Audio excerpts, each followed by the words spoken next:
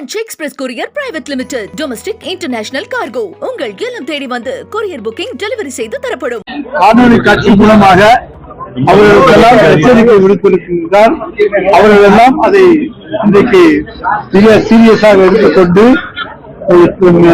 நம்முடைய புயல் இங்கே வந்தாலும் கூட அதை தடுப்பதற்காக அதில் இருக்கக்கூடிய மக்களை பாதுகாப்பதற்காக, புயலை தடுக்க முடியாது, புயல் வந்தால் அதில் இருந்து மக்களை பாதுகாப்பதற்காக எல்லா முன்னெச்சரிக்கை நடவடிக்கைகளையும் தமிழ்நாடு முதலமைச்சருடைய அரசு எடுத்து வருகிறது.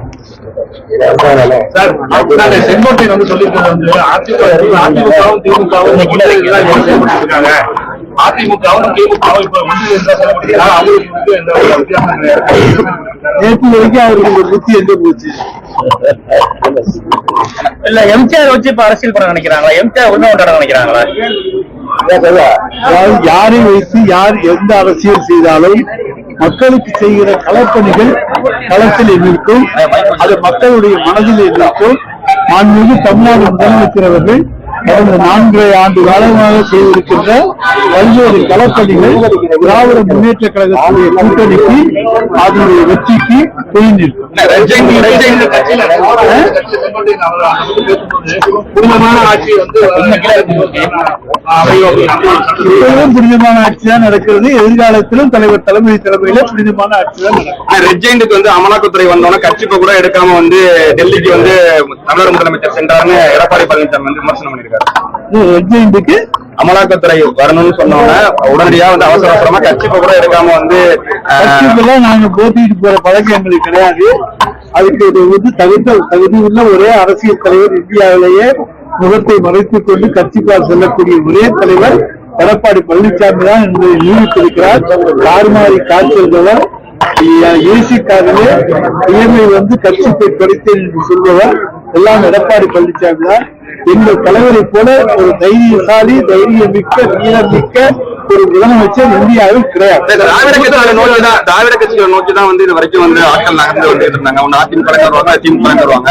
முதல் முறையா வந்து ஒரு செங்கோட்டையன் வந்து 9 முறை வந்து ஒரே தொழில அவர் வந்து தமிழக வெற்றி கழகத்துக்கு போனாலும் எப்படி பாக்குறேன்? அதாவது என்னை பொறுத்த வரைக்கும் செங்கோட்டையில வந்து பிஜேபியினுடைய ஸ்லீப்பர் செல்லாக பார்க்கிறேன். அது உண்மையா என்பதை விரைவில் பிஜேபி ஏமாத்தினா அவர் வந்து கோயில் எழுத மாட்டாரு. அவர் பிஜேபியினுடைய ஸ்லீப்பர் செல். அமித்ஷா அழைத்தால் ஒரு வாரம் இன்றைக்கும் இயங்கிக் கொண்டிருப்பவர். தாவாக்காவை வேணால் பிஜேபிக்கு கொண்டு வர முடியுமே தவிர அவர் அதற்கான அசைன்மெண்டை தான் அனுப்பப்பட்டிருக்கார் என்பது எங்களுடைய அமைச்சர் சேகர்பாபு மூலமா அவர் திமுகவுக்கு கொண்டு வர முயற்சி நடந்துச்சுன்னு சொல்லி பரவலா பேசப்பட்டுச்சு. அதாவது யாருமே வெளியே வந்த போது நீங்க வாங்க அப்படின்னு கூப்பிடுறது இயற்கை. அவருக்கு ராஜினாமா செய்கின்ற முடிவு வந்த பிறகு பாருங்கள் என்று சேகர்பாபு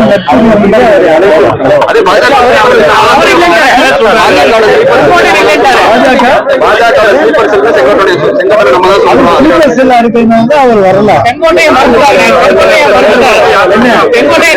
நம்பிக்கை இல்லைன்னு சொல்லிட்டாரு. நம்பிக்கை வேணும்னா விட்டுருங்க. திமுகவோட அதிமுக மாற்றி கட்சிகள் வரவங்க பொறுப்பு அப்படின்னு பரவாயில்ல பேசப்படுது. குறிப்பா அதிமுக அதிகமா பொறுப்பு வரக்கூடிய திமுகவில் உழைக்கும் தொண்டன் என்றைக்குமே எந்த பதவியையும் எதிர்பார்ப்பவனல்ல. தன்னுடைய தலைவர் தளபதி அவர்கள், அதே போல முன்னாள் தலைவர் கலைஞர் அவர்கள், அதே போல தொடர்ந்து உதயநிதி ஸ்டாலின் அவர்கள் இவர்களை பதவியிலே அமர்த்தி அழகு பார்க்க வேண்டும் என்று எண்ணுகின்றவன் தான் உண்மையான திராவிட முன்னேற்ற கழக தொண்டன். அவன் தான் எந்த பதவியையும் எதிர்பார்ப்பவன்.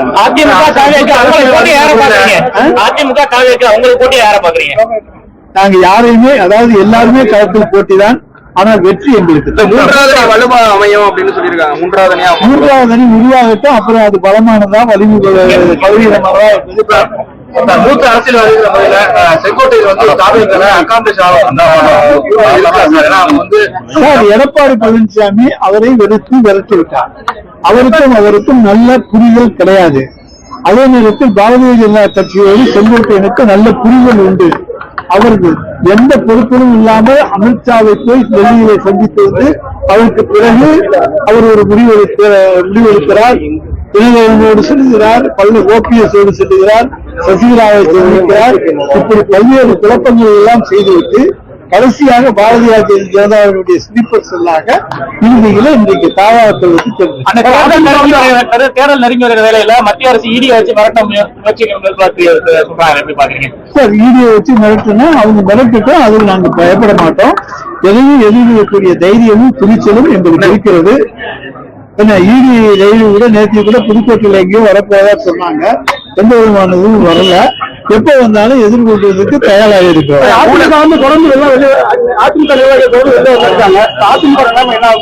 சார், அதை நாங்க இன்னைக்கு ஒரு பொருட்டாவே எடுத்துக்கலன்னு சொல்றேன்.